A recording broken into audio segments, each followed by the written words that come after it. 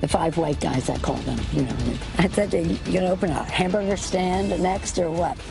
It is Friday, January 12th. Deal or no deal? The White House rejecting a bipartisan DACA deal announced by a gang of 6 Senate members as immigration talks get overshadowed by President Trump's comments.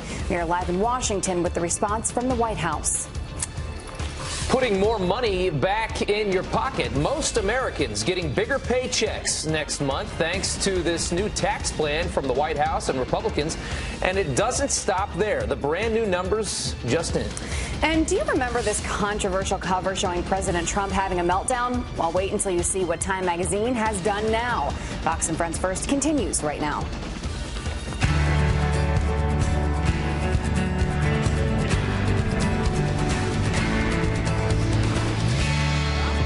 Cut these corners, try to take the easy way.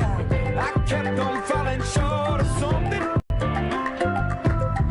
I could have gave up then, but then again I couldn't have, 'cause I've traveled all this way for something.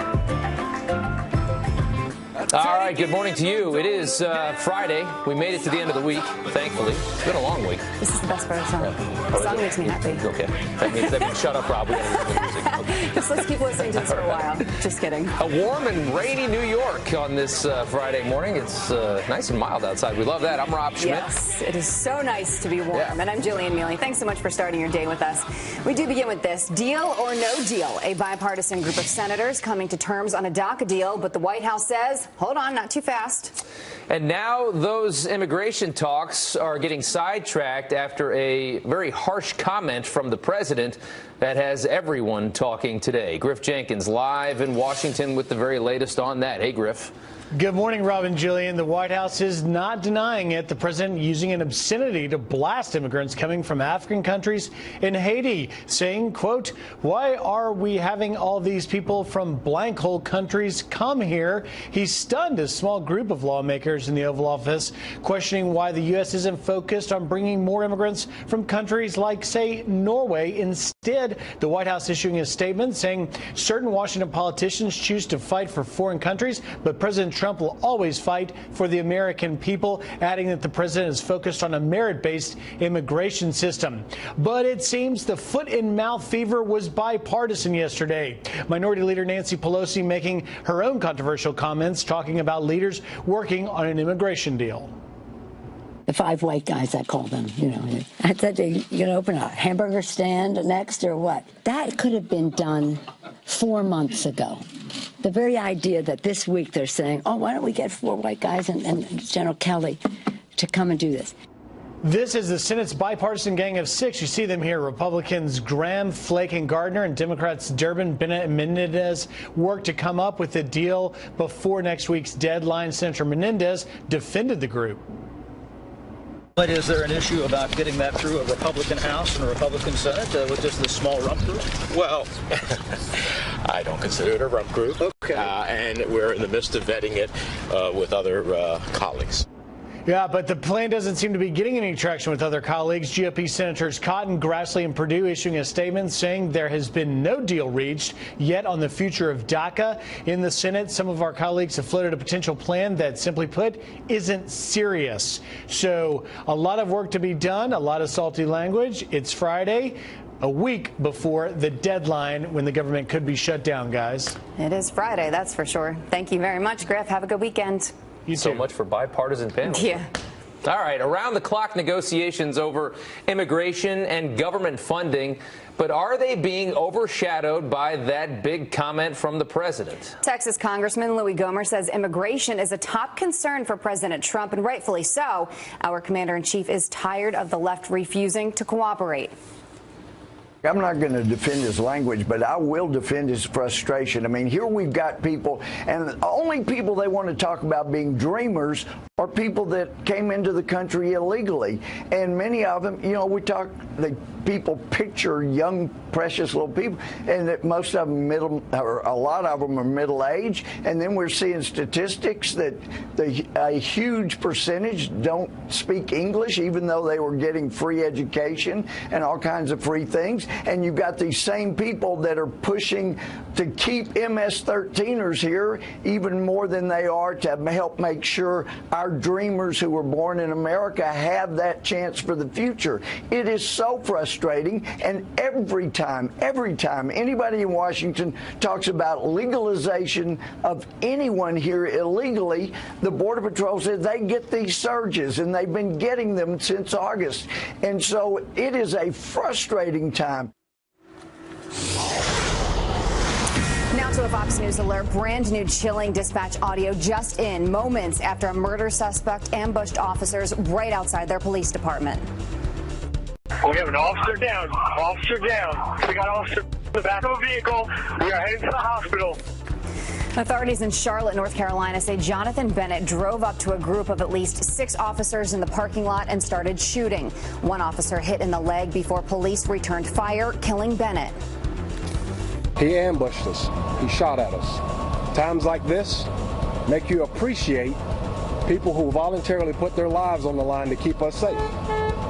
Unfortunately, some people use that against us. Bennett was wanted for killing his girlfriend and kidnapping their 2-month-old daughter. The little girl is okay. Right now, 120 million Americans are in the path of a deadly winter storm. The same one that sparked the devastating mudslides in California is now targeting the Midwest and the East, unleashing whiteout conditions and ice. Time is running out for nearly 50 people still missing at this hour in California. Evacuation zones expanding overnight, days after staggering amounts of rain triggered the devastating mudslides. 17 people dead, including 4 children, the youngest just 3 years old. Right now to it, Fox News alerts significant activity spotted at North Korea's nuclear testing site, sparking rumors that another test could be coming very soon. Think Tank 38 North releasing new satellite images showing mining carts and between 100 and 200 people working on underground tunnels. This after several hundred reportedly died in the passageways after nuclear testing that happened late last year, at the end of the year. It all comes as Russian President Vladimir Putin praises North Korea's dictator Kim Jong-un, calling him competent and mature. All right, in just a few hours, the White House will announce its decision regarding sanctions against Iran in the controversial nuclear agreement. While President Trump could continue sanctions relief that was put in place by the Iran nuclear deal, the president is expected to impose new and even tougher sanctions to crack down on Iran and their activities supporting terrorism. He has repeatedly slammed the Obama-era program as the worst deal ever and has called on Congress to fix it or withdraw. More evidence that President Trump's tax reform plan belongs in the win column. At least 80 major companies announcing benefits and bonuses for employees thanks to the new tax law. And Todd Pyro joins us now with a look at the rapidly growing list and some good news this morning. Hey, Todd. Yeah, speaking of good news, this is it. Let's get right into the numbers. Take a look. These are just 20 of the 82 companies passing tax relief onto workers. So many, they can't all fit in one graphic. Check that out. Walmart just announced it will increase its starting wage to $11 per hour, and employees will get a bonus of up to $1,000. The Dow rose to another all-time high yesterday, jumping 205 points to close above 25,500. And a recent Quinnipiac poll shows that 66% of American voters say the nation's economy is excellent or good. That's the highest positive rating since the poll first gauged this topic back in 2001. All of this leading to the following tweet from one of the architects of the tax package, House Majority Leader Kevin McCarthy. He writes, quote, Armageddon isn't shaping up like the Dems predicted. Tax reform is already delivering wage increases, bonus for 1 million plus Americans, improved employee benefits, lower utility rates, end quote. Not to mention the expected bump in paychecks thanks to lower tax withholdings. Workers and their families will receive larger paychecks starting in February. This has been a massive project that we've been working on, beginning to implement the tax plan. There's a lot of work left to be done, but we're estimating that 90% of the workers are going to see an increase in take-home pay. But as you might expect, many Democrats aren't as enthusiastic. In terms of the bonus that corporate America received versus the crumbs that they are giving to workers to kind of put the schmooze on is so pathetic. It's so pathetic. Well, late yesterday, Fiat Chrysler said it will give employees a $2,000 bonus and add 2,500 new jobs as a result of the tax bill, relocating its heavy truck production from Mexico to Michigan. Robin, Jillian. Thank you very much, Todd. All right, 10 minutes after the hour, it has gone global. Media bias so bad, people worldwide now say that they are tired of fake news. The nation ranked the worst, the United States. Former speechwriter for President George W. Bush, Ned Ryan, here with why he says the mainstream media is on the verge of destroying itself. Getting out of Gitmo, how suspected terrorists are now trying to use this tweet from the president to get out. And enjoy your hot wings at home, a brand new delivery service from Hooters. Stay tuned.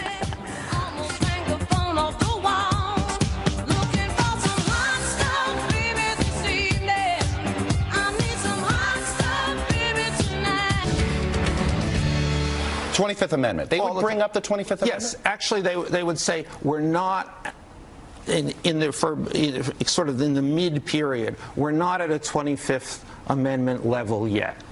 Or they would... It's alarming. All right, the mainstream media dedicating hours of coverage to this new Michael Wolff book that absolutely trashes President Trump, while they virtually ignore a very booming economy, a positive stock market, and some pretty serious news regarding the reopening of the Clinton investigation. This, as a new Pew Research report shows, media bias in the U.S. is the worst in the world. The United States coming in dead last, with just 21% of Trump supporters saying the media is unbiased. Here to weigh in on this, former speechwriter for President George W. Bush and CEO of American Majority and GOP strategist Ned Ryan. Ned, thanks so much for coming in this morning to talk about one of our favorite topics, which is the media has, despite amazing ratings under the Trump administration, everybody's going gangbusters. They hate this president, even though he's made them so rich. No, and this is the thing that I tell people, listen, we need the media. The media is a vital institution. Yeah. We want a free and honest press, but this Trump derangement syndrome has gotten into the media so much that they can't see straight when they're dealing with Trump. And, you know, we see this poll, but I remind people, too, back in October, there was a poll at Politico that showed 46% of the American people think they make stuff up. Right. Not biased, but actually make stuff up about Trump. 46%. And then you look at Gallup. Gallup does a poll about Americans' view of the press, or they consider it trustworthy. It was in the 70 percentile in the 1970s. It's now 32%, and I joke it's probably the lowest it's been since the invention of the printing press. But this shouldn't be a surprise. You look at how these people vote. A lot in the media, I think it was over 90% voted for Obama. A lot of these guys are Democrat operatives masquerading as journalists. And it's, in some ways, 2017 has been extremely refreshing because the masquerade is over. We now see these people for who they are. And I think the thing that's also been interesting to me is they want to be seen as referees of a game, and yet they've inserted themselves into the game. Right, you can't be both. You can't be both. They want to be both, and the American people are saying you're either a referee or you're part of the game. And once you enter the game, you're no longer seen as objective. And the American people are really starting to peg them as, we know who you are. You're players in the game. You're not referees anymore. You made reference to that Politico poll, and I want to go back to that. And it's about the media fabricating stories, specifically about President Trump. 46% believe, yes, the media is fabricating stories about President Trump. If this continues going in this direction, if the media doesn't stop this, where do you see this going? Well, I mean, first of all, I think they have real issues on credibility. I mean, they are undermining the very institution in their attacks on Trump when people are saying, we don't believe you, we don't think you're objective anymore, we think you have a bias. And the thing that I've told people is the media wants to come off as these purveyors of truth and rightness.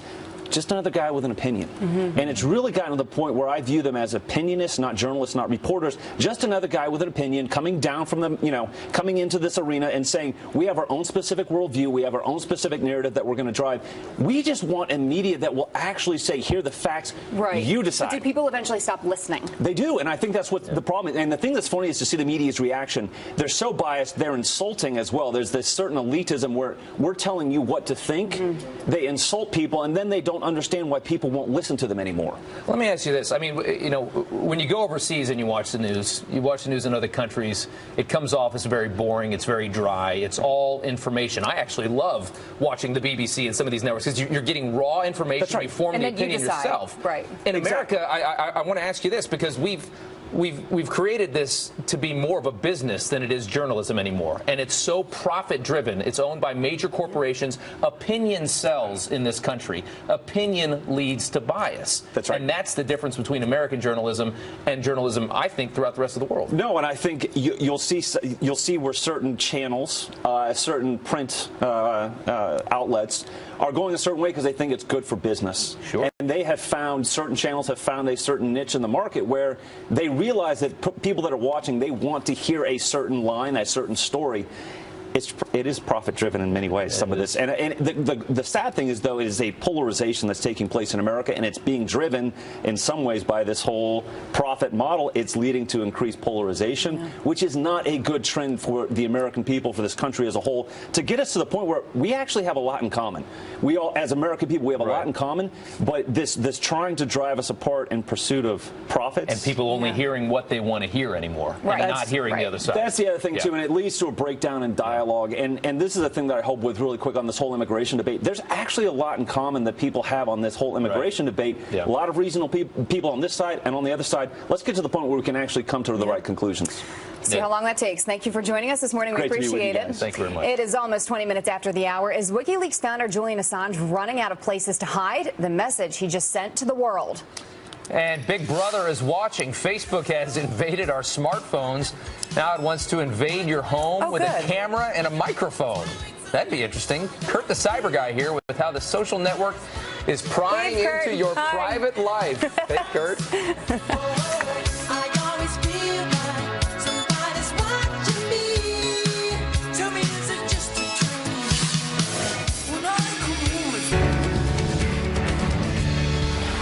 Eleven suspected terrorists are complaining about being stuck at Guantanamo Bay, and their plan to get out is to use one of President Trump's tweets to sue the Department of Defense and the Department of Justice.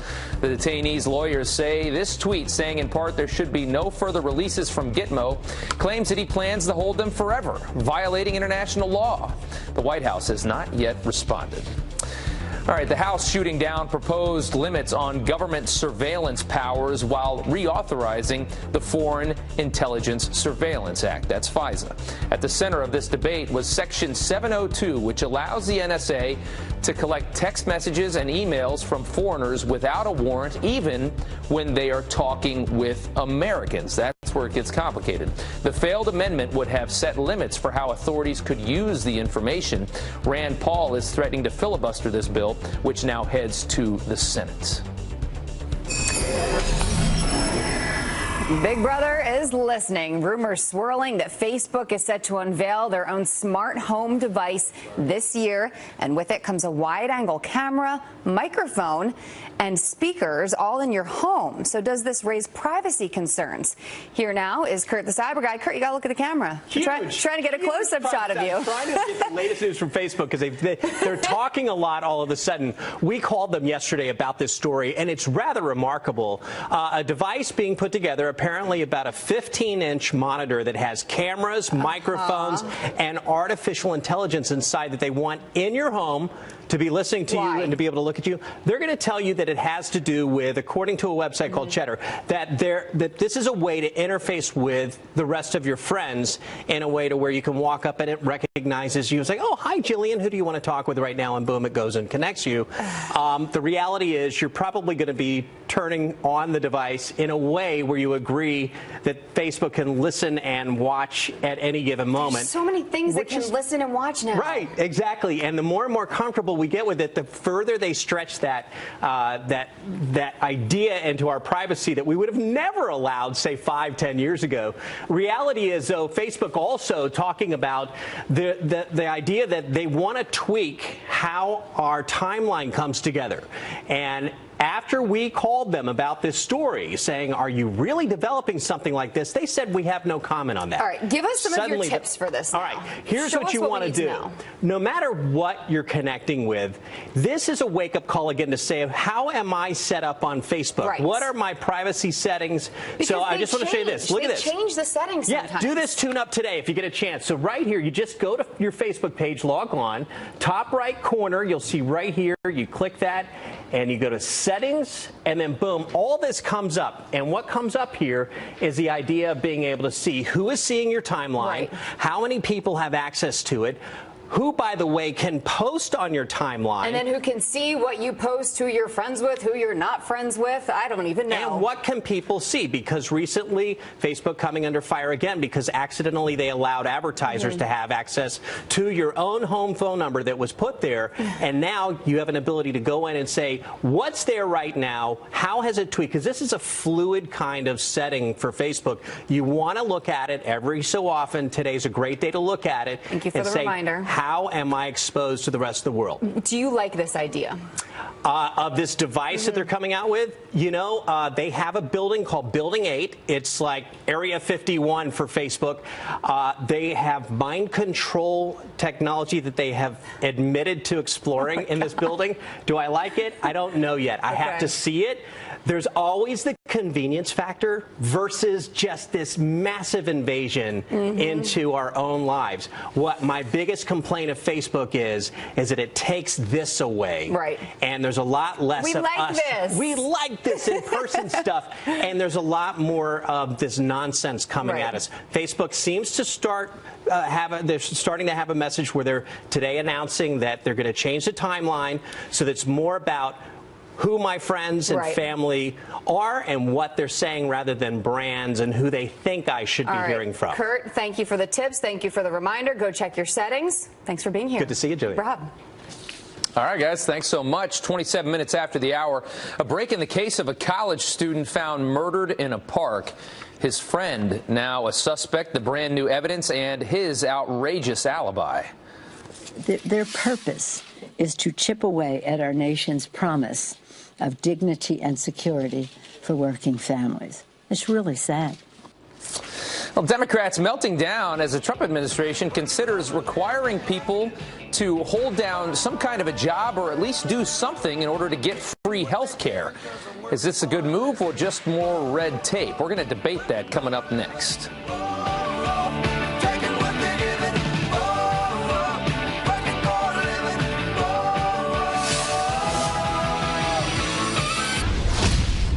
Good Friday morning and welcome back. The officers who planned the Niger mission that left 4 American soldiers dead could face punishment. Military officials telling CNN the officers may be reprimanded for not following correct procedure. The soldiers died in October when ISIS-affiliated militants attacked. The military is set to release its final report on the ambush at the end of the month. The mystery is growing behind the disappearance of an Ivy League student found dead. University of Pennsylvania student Blaze Bernstein's body was found at a park outside Los Angeles 1 week after meeting a friend there. We are now learning detectives spoke with the friend 2 days after the disappearance and noticed small scratches on his hands. The friend claimed the marks were from a fight club. Detectives say the friend appeared nervous during his interview. After more than 5 years of hiding out in its London embassy, Julian Assange now has Ecuadorian citizenship. The WikiLeaks founder announcing it by tweeting this picture of himself wearing the national soccer jersey. But he still cannot leave, the UK rejecting Ecuador's request to grant Assange diplomatic status, saying the only way to solve the problem is for him to face justice.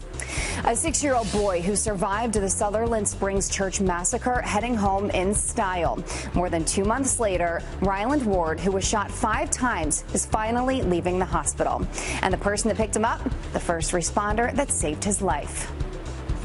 I was the one that pulled him out of the church. While his eyes just kept looking at me, never took his eyes off of me. Reached out for my hand. I knew from there it was going to be a special bond. Gives you chills, huh? Little Rylan is the last survivor to leave the hospital after a gunman opened fire on a Texas church congregation, leaving 26 innocent people dead. Rob. All right, Jillian, thanks. Do you want free health insurance? Well, if you are able-bodied, then get a job, go to school, or volunteer. That is a message from President Trump to people who use or apply for Medicaid. The new guidelines opening the door for states to cut off benefits to those who don't have an approved reason. So is this a good idea? Here now to debate that is the Executive Director of Turning Point USA, Charlie Kirk, and Executive Director of Social Security Works, Alex Lawson. Gentlemen, thank you so much for coming on this morning. Let's start, Charlie. You know, this is an interesting idea. It's never really been it's never been implemented in this program in 50 years, right? Right. I think it's a wonderful idea. Look, the best social program is a job. The goal of government programs should not try to get to people to stay there as long as possible. It should be trying to get people off of those government programs. And 40% of people that receive Medicaid are not working, able-bodied adults. Now, this does not count people with disabilities or children of the elderly. These are able-bodied adults. And look, they don't even have to find a job. They just have to go try and pursue to try to find a job. They don't actually have to be successful in trying to find one. The key point is that we need to try to get people off of government benefits and back into the workforce. And with this booming economy, this is a wonderful step forward. Okay. Alex, over to you. I mean, we've got a poll here that says that 70% of people, when they did a study, support the idea of work requirements for Medicaid, that you got to show that you're doing something if you are able-bodied. Now, this all started because states bear some burden in the cost of Medicaid, and they came to the president, I think, looking for support in this and getting people to work. You say this is a bad idea. Tell me why. Look, this isn't a new idea. It's been around for a long time. It was tested in the 90s, and it's found to do nothing except create a bureaucratic nightmare of red tape. It doesn't save any money. All it does is put an onerous requirement on people who are trying to work. The best way to increase employment in this country is to create jobs, not by taking health care away from people, not by cutting off chemo for somebody who's undergoing chemo treatment for their cancer. And that's exactly what this policy does.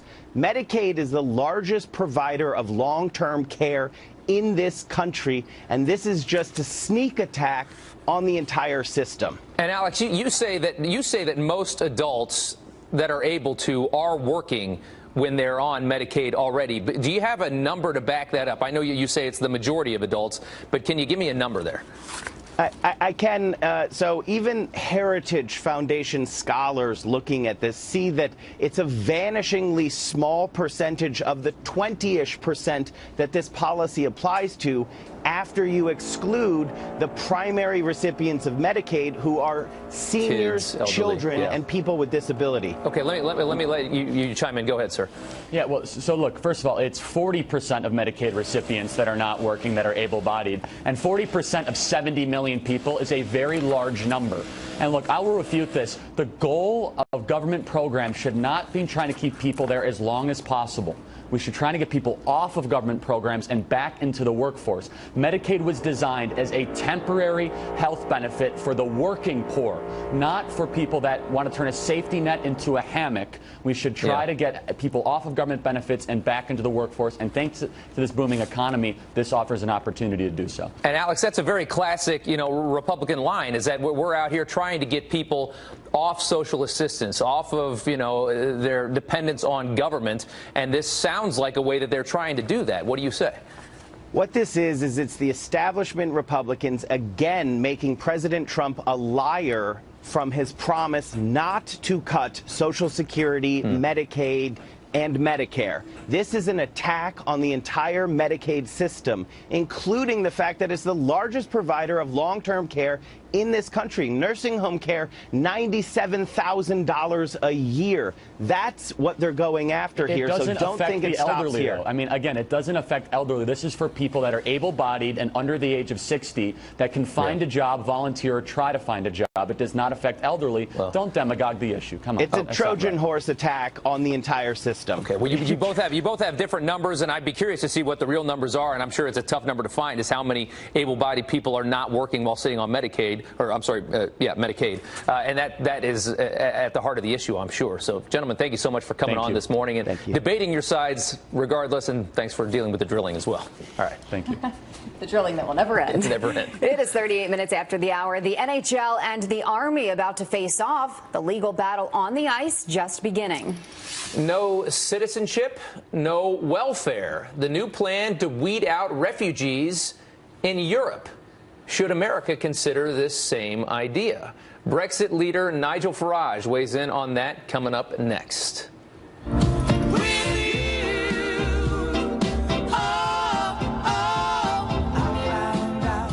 And Cindy Crawford proving age is just a number, bringing back a Super Bowl classic. Wait until you see this. We're coming right back.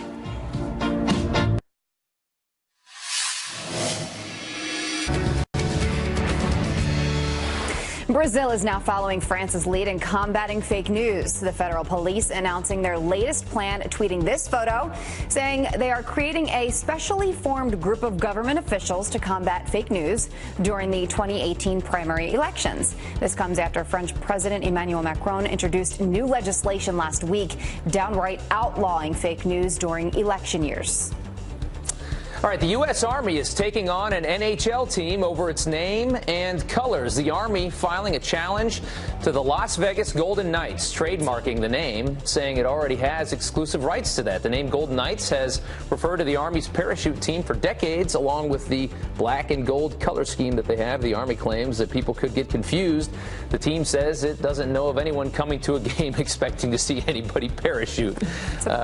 We'll see what happens with that one. Yeah. So the Swiss government is putting their foot down to those living off state handouts. The country now banning citizenship to anyone who has lived on welfare in the country in the past 3 years unless they pay back the money they received. The move making it impossible for asylum seekers and migrants to become citizens. Here now to weigh in, former UK Independence Party leader and Fox News contributor Nigel Farage. Nigel, thanks so much for coming on with us today. We appreciate it. Is it interesting to you to see how the mindset and the reality of all of these migrants coming into Europe, how the mindset has changed among some of these nations? Yeah, it really is. I mean, don't forget the British referendum, to a very large extent, was about controlling borders. And whilst, of course, civilized countries want to try and treat genuine refugees fairly, what's been happening in Switzerland and elsewhere is that the welfarism system has been a magnet, attracting people into those countries. Now, Switzerland is a very democratic country, the most democratic in Europe. It's the one place where the politicians fear the electorate because they can call a referendum on any of these issues. So we've seen this move in Switzerland, similar moves in Austria, and there are some really big fundamental changes taking place across European politics. So there are 45,804 refugees with asylum status in Switzerland. That was in 2016. Obviously, that number changes a bit year to year. But my question to you is, do you agree with this move, and how do you see it playing out?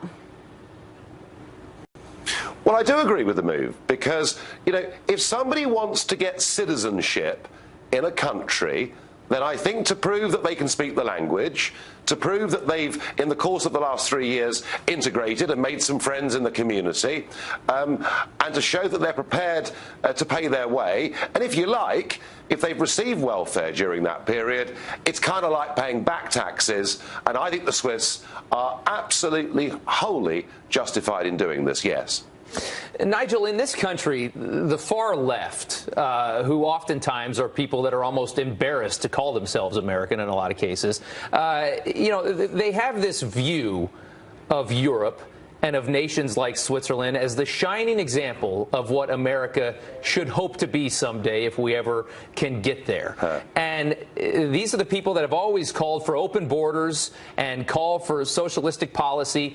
When they see Switzerland make a move like this, what does that say to them? Well, you're right. I mean, to Hillary Clinton and to those further left than her on the American political spectrum, they've always looked at Europe, and in particular the European Union, as you say, the shining city on the hill, where everything is totally civilized. Look, I promise you, that the British referendum of 2016 marked a pivot point in the way in which Europe is organised. And now what you're seeing in country after country are citizens demanding of their governments they put in place reasonable measures. And I genuinely believe that the days of open borders, the days of really unlimited welfareism, I genuinely believe those days are coming to an end, and what's happened in Switzerland overnight is simply a symptom of that. Nigel, before we let you run, President Trump canceled his trip to London. What are your thoughts on that move? Very disappointed. We have, an amazing business relationship between our two countries, a great military relationship, a great security relationship. We are, amongst the best friends of any two countries in the whole world. We have an American president who, unlike the previous one, actually likes this country, put the bust of Winston Churchill back in the Oval Office, and he's been visiting France and Poland and Italy and Saudi Arabia and China and elsewhere, and he's still not been here. And I have to say, I find the whole thing really very disappointing. He's made comments about the real estate deals that were done with regard to the old American embassy and the new one. I can't comment on that. I guess he's better qualified to comment on real estate than anybody else. But something else that might have been in his mind is that we have the left in this country, the Labour Party, led by Jeremy Corbyn, virtually a Marxist. We have the Mayor of London, Sadiq Khan, all saying that if Trump comes, there should be massive, large-scale demonstrations and protests. And I wonder whether that might just be a part of his calculation, that maybe at this moment in time, he doesn't need those optics. Either way, I have to say, I'm very sad about it. Yeah, he doesn't feel welcome. I think that's very clear on the decision there. Nigel, thank you so much for coming on this morning. We appreciate it. Thank you. All right, 47 minutes after the hour, let's check in with Brian, see what's coming up. We got 3 more hours of this. Yes, 3 more hours of this. And could you act a little bit more enthusiastic when you say that, Rob, please? At least Jillian was when I saw her in the hall before. I am very excited. Yes, because you have to come and watch the show and be on the show. Yep. Hey, let me tell you what's on deck over the next 3 hours, and hopefully Rob will approve. Some great guests, including Ben Shapiro, #1 podcast I think I can read in the country right now. Governor Rick Scott here seems to win his battle with the White House on drilling. But we're going to be talking about the president getting a bipartisan deal on immigration. Not happy with the initial overture. Made some comments. Will he be able to overcome that today? Will he address that? We're also going to talk about major progress in the Fusion GPS investigation. It turns out the leader of that company was briefing AP reporters, according to our reporter. We're going to talk about what all of that means, all coming up on Fox and Friends. I urge you, I know it's Friday, but please get dressed.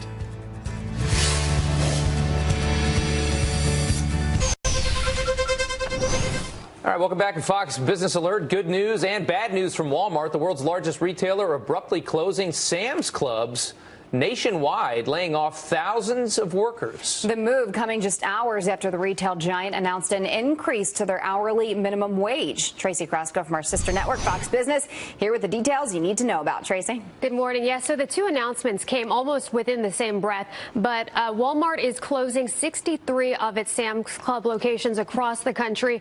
So far, we've heard of them closing in Texas, New York, Virginia, and Arizona. We haven't heard of a full list yet, but this is potentially laying off thousands of employees. Many of them were not given any notice at all. So some of these locations will be turning into e-commerce distribution centers. And people that are losing their jobs are encouraged, of course, to apply for some of these other jobs. But if you do have a Sam's Club membership, you can return it, get a refund if your location is shutting down. So Walmart gives the bonuses, Sam's Club. Yeah. I think the Sam's Club is probably the Costco effect, I would assume, yeah, of a big competitor there. Okay, we're talking. I don't know why you wanted me to toss to this story. You're going to get me in trouble. Hooters is going to deliver. I'm not going to say anything else. Yes. So, of course, part of going to a Hooters restaurant is the waitresses, the whole experience there. But some people may not be into that, a little embarrassed to go there, but they still want the food. So, yes, Hooters is getting into the delivery business. Food delivery is actually one of the largest growing sectors of the restaurant business.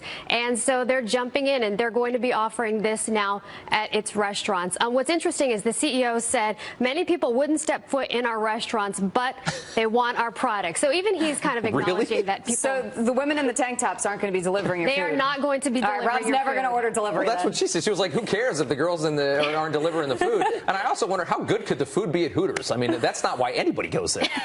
All right, Tracy, thank you so much. Thank you.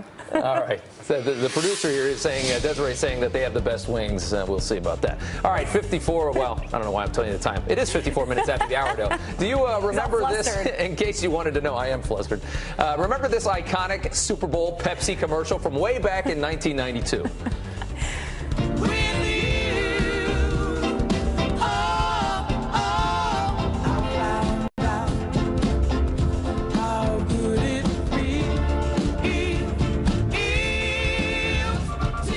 Do you want us to roll this again, Rob? Well, now Cindy Crawford is returning to her Pepsi commercial past.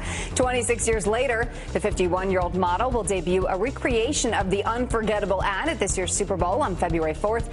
It's called This Is the Pepsi, and it will feature her 18-year-old son, Presley Walker Gerber. Randy Gerber, the luckiest man in the world. It is part of the company's Pepsi Generation campaign honoring the brand's 120-year history, and Cindy Crawford does not age.